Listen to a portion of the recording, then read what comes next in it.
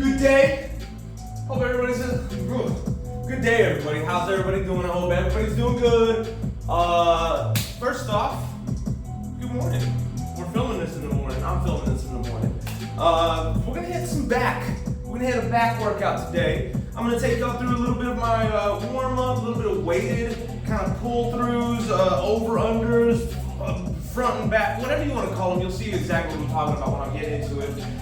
Stretching out the lats over on the stall bars over here, and then we'll get into some weighted pull-ups, maybe some TRX work, a little bit of cable lat pull downs, emphasizing the muscle up, and maybe even a few transitions there for the rhomboids. And gonna try out some new exercises that I found from Coach Eugene T.O. I hope I'm getting that name right. If I'm not, then I'm sorry, Eugene. Don't come at me, okay?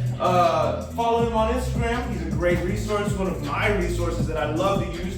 Gonna try one of his newer back movements that I saw about 3 or 4 days ago there on the cable machine. And then might finish off with a little bit of heavy dumbbell rows, because you just can't replace that, y'all. Just can't replace it. You want some wings?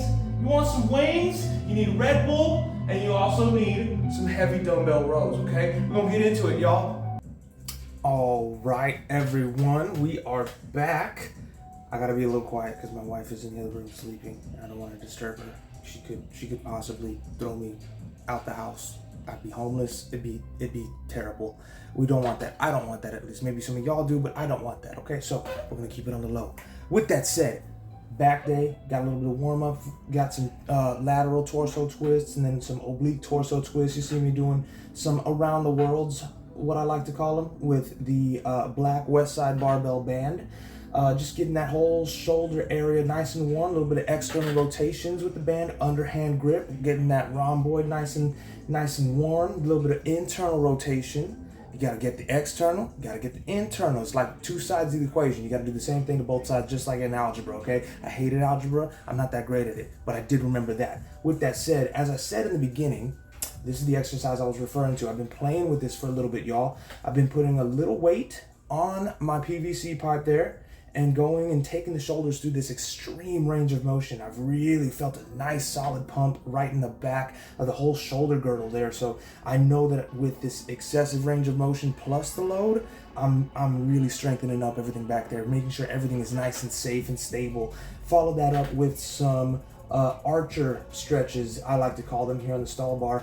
You'll see me kind of rotate, and when you see me rotate, that's where the stretch is going on. And every time I go square with the ground, it's a little bit more relaxed. So I'm really actively pulling and pushing at the same time, but I'm working both sides of the lats. Continuing with the warm up, and just kind of in the principle of before that with the archer stretch, I was lengthening the lats. Now I'm starting to strengthen that entire area here, focusing more on the upper back. So we're talking traps, rear delts, teres major, teres minor, all that good stuff, y'all. You'll see me follow this exercise up with a more traditional kind of lat pull down here. I've got it set up at the very top rung or cross member there of my stall bar with a nice medium band paired up with the black band. So I'm getting a little bit of work all the way up top, and then down at the bottom, big old squeeze, which will come right back into play as you see me go through this workout, specifically on the second to the last exercise, where I try out that Eugene T.O. kind of lat pull down variation. Very similar to what I'm doing. So it's really important to kind of mimic some of the movements that you're going to be doing or that you're going to be experiencing before you get into them in your actual workout. So I've been playing with this movement here, y'all. I got my lat pull down bar set up top over here, and you'll notice that it's not necessarily a regular lat pull down. I'm doing more of I'm having more straight arms, and I'm pulling all the way down toward my hips, y'all. I'm really working on my muscle up. I want to muscle up so bad, but not only do I want to muscle up, I want to have good control and technique in that muscle up. Super important, especially for shoulder health. You'll see people trying to really grind out muscle ups, and then you'll see this like weird kind of shoulder thing, and that's how you tear up your shoulders. That's how you think short term and not long term in this game, y'all. So with that said, another angle, you'll see again, pulling all the way down to my hips, and I'm still working on this really weird imbalance that I have on my right side. You'll see it creep up every now and again, and maybe we'll see it here where, there it is right there. My right shoulder seems to elevate just a little bit higher than my left, and I can feel it, but I've been actively working on trying to cancel that out and try to get a little bit stronger there on my right side. I'm naturally left-handed, so I want to say that that kind of plays a bit of a role into why that may be happening a little bit more so than my left side. But in any case, awareness is better than non-awareness. I'm glad that I can see that and I can say, okay, you know what, that's something that I need to work on. If there's something that's constantly bugging y'all in the gym, something that you just don't feel is right, film yourself, take a look at what you're doing, and maybe you might find that, hey, my shoulder's a little up, or maybe it's a little bit down, or maybe it's a little bit forward, or a little bit tilted back. Those little things, these little details are what can make the difference in terms of progressing and getting better and stronger overall. And I mean, that's kind of the goal, isn't it? I think that's the goal, at least. So again, you'll see me kind of playing around here a little bit with that. Shoulder kind of goes up. Sometimes it's stable. On that last rep, it was pretty stable. There it is again. It just kind of, you'll see it kind of tweak a little bit modified, you know what I'm saying? But a big range of motion nonetheless. I'm getting a big stretch up at the top, and then we transition into more of a experimental move, I'd say. This right here, for me, mimics the transition period of a muscle up. So as you pull down, eventually you get to this point where you kind of have to pull yourself in a different way to then get into the portion where you can push, you know what I'm saying? So I'm working that here in this sequence. You're gonna see I warmed up with this movement first, and then threw in my weighted pull-ups that I've really been emphasizing lately, y'all. I've been going between 25, 35, and at my heaviest 45 pounds. Right here you're seeing me at 25-pound kettlebell hooked up to the waist. I got a wide grip using my VersaGrips because, again, I don't want the forearms to be the limiting factor. I want my back, my posterior chain, the rear delts, the traps. I want those muscles to be the limiting factor. You'll see me get about 5 reps with the wide grip, and then we're going to get about 5 more reps on the neutral grip, or a little bit narrow, more shoulder width, okay, if you will.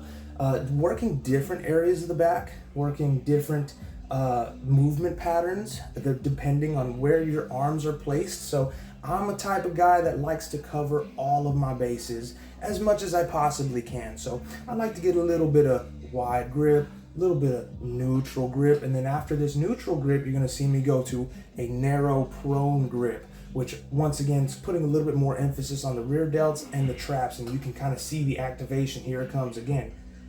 And there it is right there, y'all. And notice, even in this movement, it seems that my right shoulder is just a tad, just slightly more elevated than my left shoulder. And in terms of calisthenics, there's I've actually heard Jeff Cavalier say this. There's this concept called energy leaks.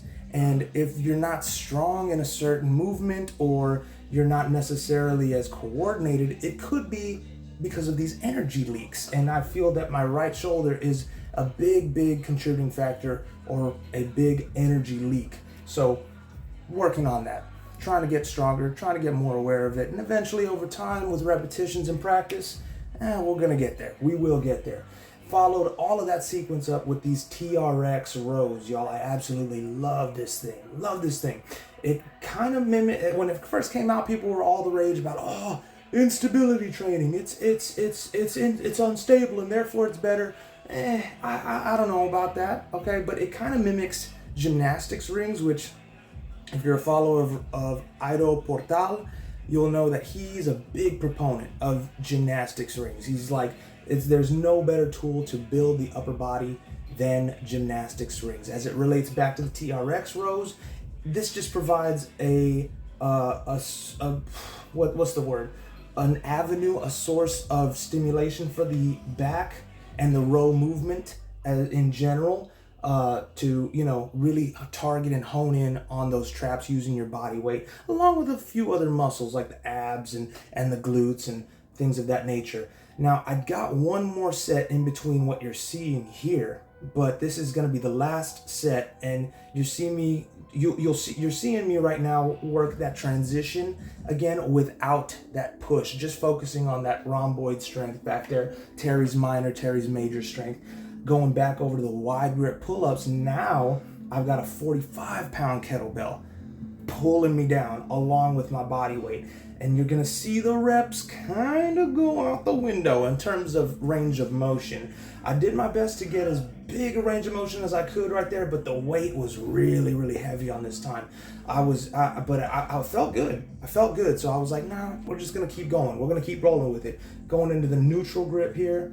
Once again, just heavy weight. You're seeing me taking big breaks, big old breaths through the nose, out through the mouth, trying to get up as quickly and as athletically as possible. At the same time, keeping in mind a slow eccentric. Slow eccentrics build muscle. They build muscle, they build strength, and if you're a lot stronger controlling weight than you are concentrically, whether that's a pull-up, whether that's a bench. I don't know, let's just say this. I can't necessarily bench 225, but I can control 225 a lot easier and a lot better than I can push it up. You know what I'm saying? So it's in that eccentric, in that controlling the negative, where there's many gains to be had, y'all. So if that's something that you're not experimenting with or not using in your training, throw it in. I promise you might get humbled for a few weeks, but after a few weeks, you might get a lot stronger, much stronger than you ever thought you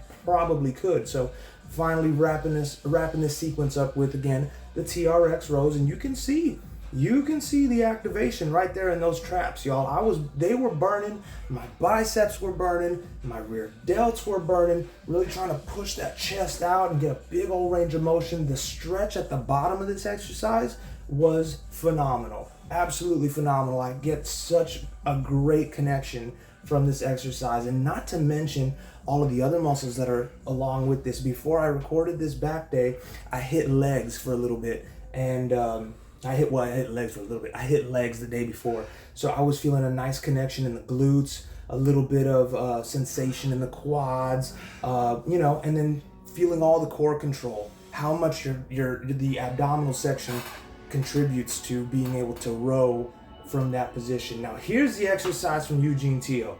I love this. I threw this in after all of that work, and just mainly not necessarily as an overloading exercise, but as an exercise to really connect with my lats, y'all.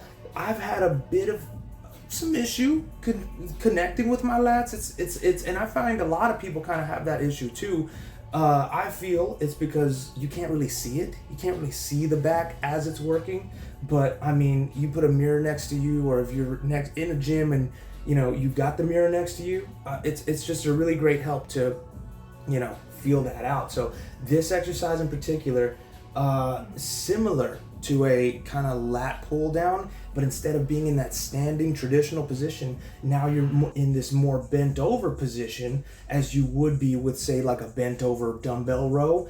But the strength curve and the force curve really lends itself to getting a good stretch on the lats, and then a big squeeze at the bottom. At the very bottom when you're pulling toward those hips again. So kind of again helping out with that muscle up kind of muscle movement pattern sequence, or at least strengthening the movement pattern or the muscles involved in that movement pattern.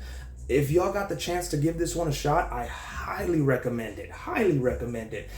Stimulus to fatigue ratio, absolutely stellar, spectacular. Not a lot of fatigue, but a whole lot of stimulus. And in terms of structuring your workouts, y'all, as the great Dr. Mike Israetel says, stimulus to fatigue ratios, y'all.